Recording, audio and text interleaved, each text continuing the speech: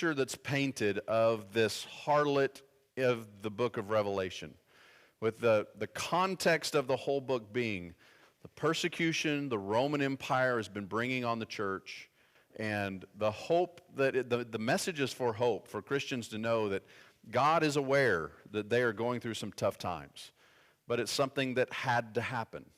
And in the grand scheme, in the big picture, God understood that even though many Christians would lose their lives, ultimately they won. Victory was theirs. And if you remain faithful to God, if we lose our life in this life, that's victory. And a lot of times our culture doesn't portray death that way. And there is a lot of sorrow. There is a lot of heartache of missing someone's physical presence here with us that has been with us for so long. But the understanding that God has of death is completely different. That's the ultimate goal. And it's a goal that every single one of us is going to accomplish. Every single one of us, unless Christ comes back before we leave this life. Every single one of us is going to accomplish the goal of death. And God is there letting these Christians know that this is not a time of sorrow. This is not a time of sadness. This is a time of victory. This is a time of rejoicing, because for those, I guess we should say, who have remained faithful to Christ. For those who have not, we also see in the book of Revelation the other side, the consequences of that. And so the harlot, when we look at this description of all the things that the Revelation says about the harlot, tells us in chapter 17, verse 18, she's a great city. Tells us that she rides on the beast. Well, the beast is who in the Revelation? The Roman Empire. The way that the book of Revelation describes and defines it, we see the Roman Empire in that during the first century. When John was writing this book, it says she was luxuriously dressed. She is called Babylon the Great, and she is drunk on the blood of the saints. We see the persecution of Christians in that description there. And so later on, also describing this city that represented by the harlot as being on 7 hills. And when we look at all of this picture described, that brought us to the understanding, if it's a city on the back of the beast, the first beast, so the city has to represent what? Has to represent Rome. So Rome was the melting pot. It was the center of the Roman Empire. And so that's the picture that the very immoral, ungodly picture that God uses for the city of Rome is this picture of a harlot. And so we're going to go through the next couple of chapters pretty quick, because it's a lot of repetition, and it's a lot of, when we get to chapter 18, it's more about what God is going to do in the fall of Rome. When Rome falls, what's going to happen. But one of the significant things in chapter 18 is it begins to talk about all of the merchants of the earth. Look at verse 11 of chapter 18. It says, "And the merchants of the earth weep and mourn over her, because no one buys their cargoes anymore." The idea of the merchants and the entertainers all over the world, they begin to mourn the fall of this harlot, which is Rome. Now, that makes sense, because Rome was the center of the empire. If the center of the empire begins to go down, and all of a sudden now there's the wealth and the spending within the city is not what it once was, all of those merchants that were selling all of their goods to the city of Rome, Rome's not buying anymore. They have a lot bigger problems they're trying to deal with. All of the entertainers that Rome used to pay to bring in and entertain, mostly in very ungodly, immoral ways.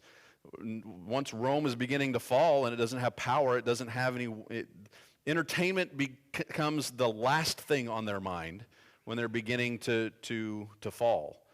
So you see, all over the world, it's beginning to affect everyone because they see the Roman Empire beginning to be destroyed.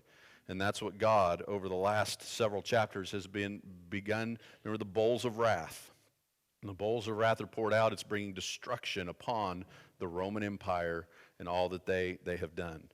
In chapter 19, I want you to imagine, when we get to chapter 19, I want you to imagine being in a heavenly stadium with all of God's people who have just seen him display his power over Rome and destroy Rome. Now it's almost as though there's this picture of the gathering of all of God's people together. In chapter 19 and verse 1, it says, "After these things I heard something like a loud voice of a great multitude in heaven saying, 'Hallelujah, salvation and glory and power belong to our God.'" Now this praise continues all the way down through verse 7. But they have just seen the picture of Rome is going to be destroyed. Now all of the people are celebrating. And you hear this huge cry of all, and that's why I say imagine that stadium of people. And you could be at down in Fayetteville yesterday. You probably could have heard several times just an eruption of noise that came up out of that stadium. You know, all those voices. That's the type of thing that John's describing here. But here, the noise is the praise of God because of what they've just seen. And so we hope that we may hear more of those sounds in Fayetteville if we're lucky. But in verse 11 of chapter 19, the heavens open up, and this is what John says that he saw. Says that there was a rider on a white horse. He was the King of Kings and the Lord of Lords. He's called Faithful and True. It describes him as having eyes that are like flames of fire, that there are many crowns on his head, that his robe is dipped in blood. Now, it also says that his name is the Word of God. From his mouth comes a sharp sword. So all of these things, this description of what John now sees happening as the heavens open up, who, by that description, do we know without a doubt that this represents? It has to represent Christ. So here is Jesus seen as the victorious warrior in winning the battle over Satan. In chapter 19 and verse 14, it tells us that the army following him are martyrs that are wearing their white robes and are now also riding on white horses themselves. Now, it's important to note that these are not the white horses going back to chapter 5. The white horse that ran out of the 4 horsemen in chapter 5. That one was carrying a bow, and he had a single crown on his head. And this, what we see with Christ, is a completely different picture. Not the same thing. There are some that try to associate what the white horse and the rider in chapter 5 with the one that's here in chapter 19, and they're nothing the same. But now that the story of the Revelation is kind of reaching its climax, Jesus is now seen as this valiant warrior. And since we see that the sword coming out of his mouth, it gives us an idea that this is not a physical battle that's taking place, but it's a spiritual battle. It's a battle of words. It's a battle of truth. And that's ultimately what God will be victorious with, is truth. And so that sword that the Apostle Paul describes as being a two-edged sword, that word of God that is powerful, but yet is intricate in the way that it can make its cuts. And so it's an amazing picture here. We see that connected with Jesus in Revelation. In chapter 19 and verse 19, we see something start to happen. It says the beasts and the kings of the earth, they begin to gather for battle, but there's something that's missing. There is no battle. All of those that are rising up, the beast, the Roman Empire, and all of those that are following them, they begin to rise up. They see that our doom is coming, that our plan is not working out, our destruction is on the horizon. And so they're going to do everything they can to try to keep that from happening. So that one more time, they're going to rise up again. In 19 and verse 20, it tells us what the result is. It says that the beasts and the false prophet are both seized, and they're thrown alive into the lake of fire. The first and the second beast. The first beast representing the Roman Empire. The second beast, here it describes it as the false prophet, which makes sense with the way we've been seeing it throughout the Revelation. The one who is trying to force the Roman citizens to worship the emperors. And it tells us that they are thrown into the lake of fire. So being thrown into the lake of fire is obviously sending a message that they are never coming back. The Roman Empire, the Roman persecution is over in this story that's been told through the book of Revelation. Now remember, when John is writing this, the persecution's not over yet. Christians that are reading this for the first time are still going through that persecution.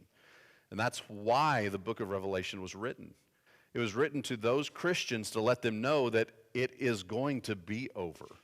Because it might look like to Christians that Christianity, the church, is going to be completely wiped out by the Roman Empire. And God is letting them know that's not going to happen. That this is all going to come to an end, and the empire that was persecuting my people is going to pay.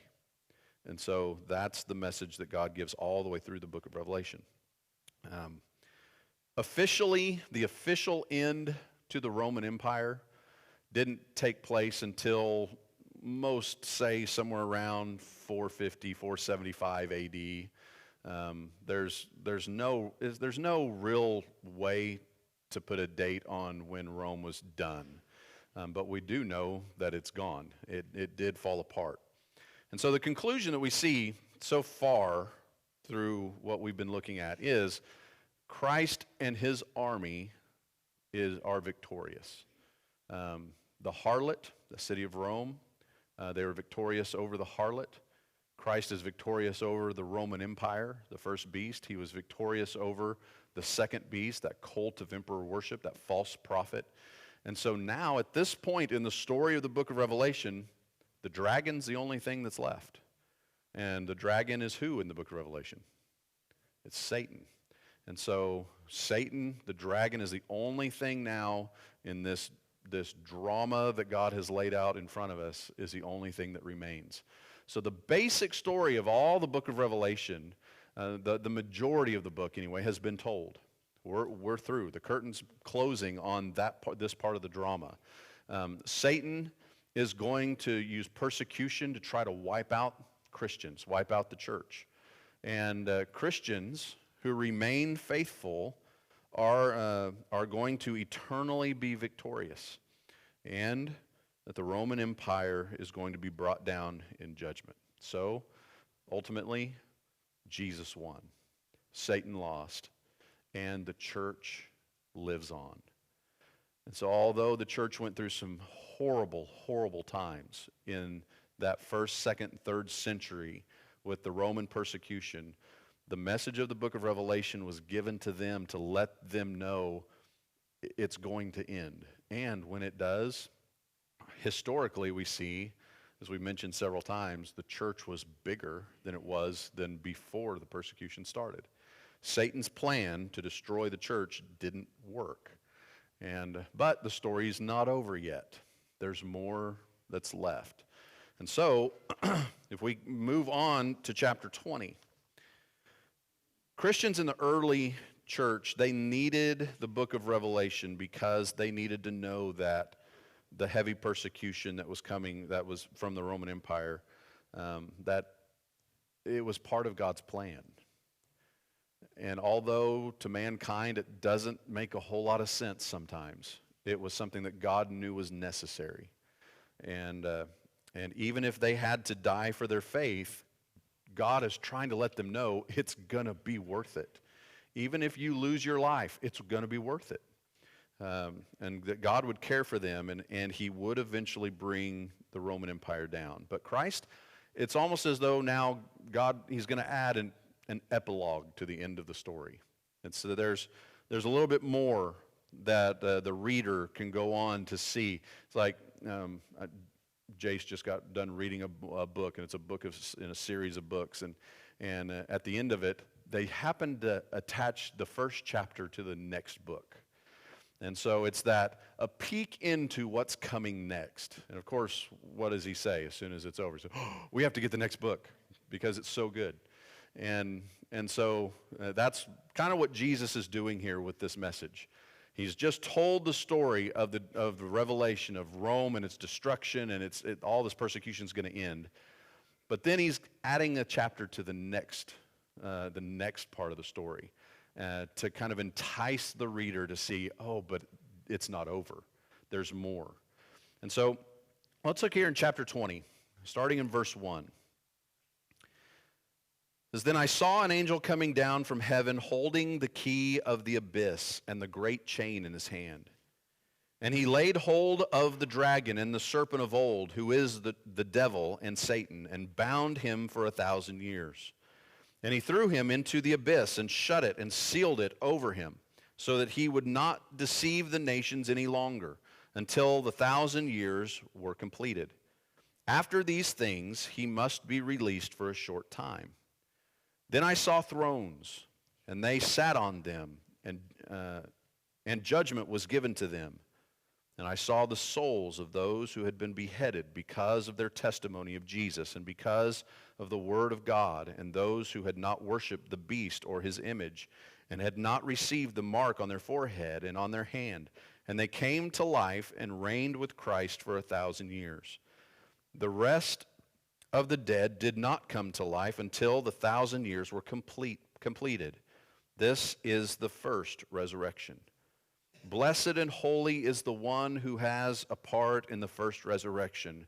Over these the second death has no power, but they will be priests of God and of Christ and will reign with him for 1,000 years. Okay, we come into this period of time, the 1,000-year reign and the 1,000-year binding of Satan.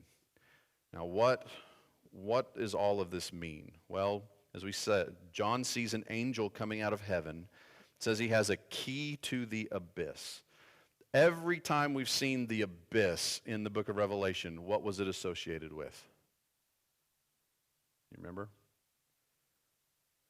Either we see something coming out of the abyss or we see something going into the abyss. What is it always connected with?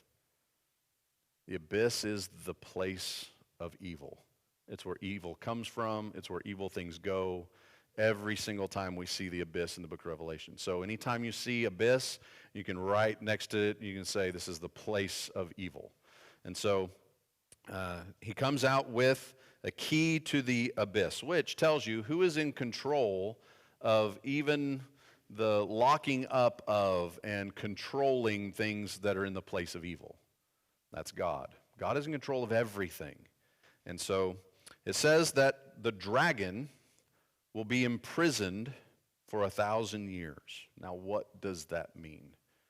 The 1,000-year binding of Satan.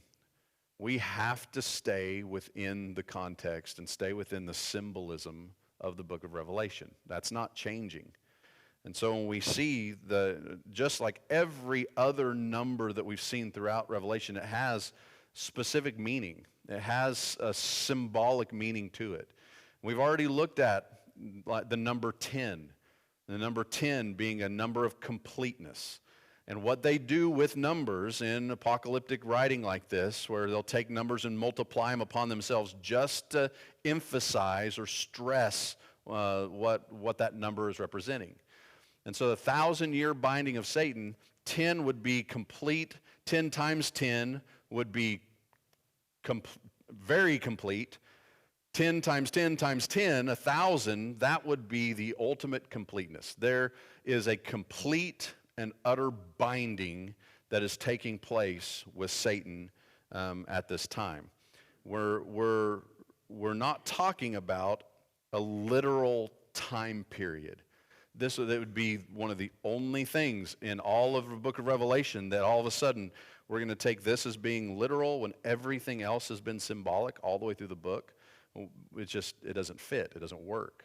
And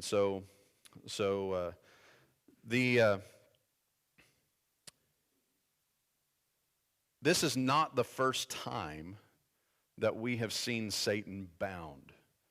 And maybe this will help you understand the idea of the binding of Satan. You go back to Job, and we see that Satan was bound. His power and his authority was bound. When it was Satan that had to come to God to ask permission to do anything to Job. So the power and the authority, God had the power and the authority of Satan bound to certain limits. And it is only God that has the authority to release some of that binding and let him do certain things. But notice, God will say, okay, you can go and you can affect the life of Job, but you cannot touch him. Satan's bound. God releases the binds of Satan a little bit, but he still had him bound to the limit that he wanted him to be bound. In Matthew chapter 12, verses 24 through 29, we see that Jesus is the one who had the power to bind the strong man, it talks about. And there in that context is referring to Satan. That Jesus had the power to bind Satan and the effects that he had on different people. We see that in the casting out of demons and the things that Jesus would do. But not only that, in Luke chapter 10, we see that Jesus passed that power on then to his apostles. And there were the apostles that then had the power to bind Satan here on earth as well. If we back up to Revelation chapter 12, in verse 9, we see that Satan was cast down. He was defeated by Michael and all of his angels, and that he could no longer be an accuser of Christians. And because now Christ was sitting at the right hand of God. Christ is now the one, because of his sacrifice, that we now can be found innocent before God. Before that, Satan, he could accuse us, and that accusation would stick, because there was nothing that that took away that separation between us and God. But now that Christ is at the right hand of God, Satan has no power anymore to make that stick. We have the ability to be able to make things right with God. And so different ways you see the idea of binding of Satan. God limiting the power and the authority of what Satan can and can't do. And it's changed from time to time in different ways, but it's always changed for God's purpose. It's always changed for what God needed for his people. And again, sometimes it's hard for us maybe to see it and understand it. It was hard for Job to see it. It's hard for humans to understand the big picture, that what God is doing. But God has always allowed certain things from Satan at different times. So now we see this binding here, and it is a complete binding. In other words, God is completely in control of Satan. And it doesn't mean that Satan's not going to have any influence at all, but that God is completely in control. So as we approach the binding of Satan here in Revelation, we have to let the context tell us what this is referring to. First, we have to note that it follows chapter 19. Chapter 19 ends with the fall of the Roman Empire. So that is when the book of Revelation is telling us the binding of Satan began. Was when the fall of the Roman Empire took place, then Satan is bound. Second, the purpose of the binding is given to us in verse 3 of chapter 20. God tells us in the text, this is why Satan is bound. He says, so that he would not deceive the nations anymore. Now that's significant. The binding now that's being described is that He has allowed Satan for all of this time, throughout the book of Revelation, Satan has deceived the nations. He has deceived the Roman Empire.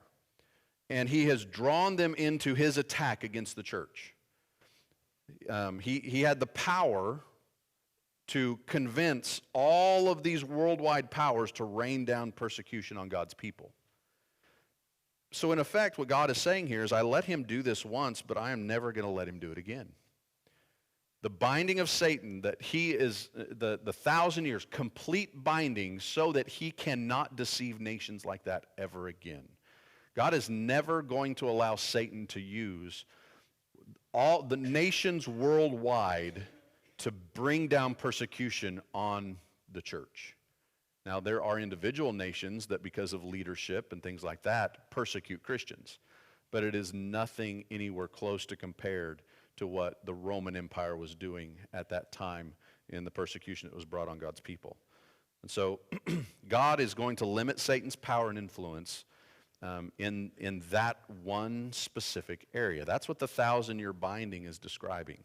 So Satan's influence in the world today is still very real, but only to an extent that God allows. And so he allows him to have influence in individuals' lives, temptations, and the things that he's allowing to take place in the world still, but he will never allow what he allowed the Roman Empire to do ever again. Now, then it led us from the 1,000-year binding to the 1,000-year reign, the 1,000-year reign of Christ. And there are so many that, again, they jump to this, they go, oh, it's literal. It's going to be a literal 1,000 years where Christ is going to reign and sit on his throne. And they even look at it as sitting on his throne here on earth as king for 1,000 years. We can't take all of a sudden a number like that and say that now we're going to use this one as literal. We have to stay within this in the context. People have asked me, well, so you don't believe that Christ is going to reign for 1,000 years? I'll say, yeah, I do actually. In the context of the book of Revelation, the way that God gives it to us. That's the way I believe that Christ is going to reign for 1,000 years. And so that's what we have to try to help people understand. That word 1,000, we're talking about Christ's complete reign, total authority. What did Jesus say in Matthew chapter 28? He said, I have been given all authority in heaven and on earth. And so it's his total and complete reign. So let's ask some questions about the 1,000-year reign of Christ. 4 questions that help us to understand what this is really all about. The first question is, who is reigning with Christ? We'll look at the text here in Revelation 20, verse 4 through 6. Who reigns with Christ? In Revelation 20 and verse 4, it said, and I saw the souls of those who had been beheaded because of their testimony of Christ and because of the word of God, and those who had not worshipped the beast of his image and had not received the mark on their forehead and on their hand. And they came to life and reigned with Christ for 1,000 years. So the ones reigning with Christ are the souls of the martyrs who have died through the persecution that was placed on Christians. And so we know who these are. We've seen them all through Revelation. Go back to chapter 6 and verse 9. They're the ones who are the souls that are under the altar in the throne room. And that we see them again in chapter 7 and verse 9. We saw them in chapter 14. We saw them in chapter 15, chapter 19, verses 1 through 14. We see them there as they came back with Christ. We see them time and time, all the way through the Revelation. But notice that these are souls. They're not bodies. They're the souls of those that have been persecuted through that time of persecution. So the idea of a physical reign with God's chosen people physically here on earth has nothing to do with what this is talking about. It is a spiritual reign that's taking place. Question number 2, why do they reign? Well, what happens when you defeat your enemies? What has just happened here in the story of Revelation? Chapter 19, at the end of chapter 19, Rome, the Roman Empire, was just thrown into the lake of fire. It was just destroyed. Christ and all of his saints following him on white horses have just won a battle. And those that overcome their enemies, they have the privilege now to reign over them. And so this reign symbolizes the celebration that Christians will experience when they have ultimately won the battle, when they have that total victory over what just happened. So in that context, we see they get to reign because they win. They get to reign because they were victorious over Satan with God as they remain faithful to him. Okay? The third question, where do they reign? There's nothing in these 6 verses that specifically tells us where the reign takes place, but again, we can look at the context. If we stay in the context of the whole story of Revelation, we can figure this out. In chapter 6, when these saints appeared, where were they when they were under the altar, when they were speaking to God there? Where were they? What was that scene? The throne room of God. Okay? So, the throne room of God in heaven. In chapter 19, they appeared with Christ again, where Christ was reigning as king. Where it was Christ reigning as king when they appeared with him again? In heaven, sitting at the right hand of God. So when we see these souls, they are always seen in the heavenly realm. And there is nothing in this passage that says anything about an earthly reign of Jesus. There's nothing that says anything about Jesus coming back to earth. That's not where the Bible describes his reign taking place. Christ is reigning in heaven. It is the souls that are reigning with Christ that are pictured here. And these souls are spiritual beings that can only reside in a spiritual place like heaven. And so that's where the reign is taking place. The 1,000-year reign of Christ, the location of it is in heaven. Now, when do they reign? That's our fourth question. If we stick to the timeline of what the book of Revelation shows us, and it follows the fall of the Roman Empire, then it would have to be sometime after about 475 A.D. This reign that's being described here. Now we know the reign of Christ began as soon as he took his seat beside the throne of God. But we're talking about a period of time here in the Revelation that takes place before the second coming of Christ. It's before his second coming. It's not after he comes a second time, but it's Christ reigning before he even the description of his second coming we have in 1 Thessalonians 4 and other places. And so 1 Corinthians chapter 15 and verse 23 tells us that Jesus is known as the first fruits. In other words, what that's describing, he's the first to die, to be raised from the dead, never to die again. There had been other people who had been raised from the dead. Jesus raised some from the dead. The apostles raised some from the dead. Even some of the prophets in the Old Testament had raised some from the dead. But nobody had ever been raised from the dead, never to die again. Jesus was the first fruit of all of that. Then in 1 Corinthians 15:23, it says, after that, those who are Christ's at his coming. In other words, those who belong to Christ when he comes again, that they also will be raised to never die again. And so just as Christ was.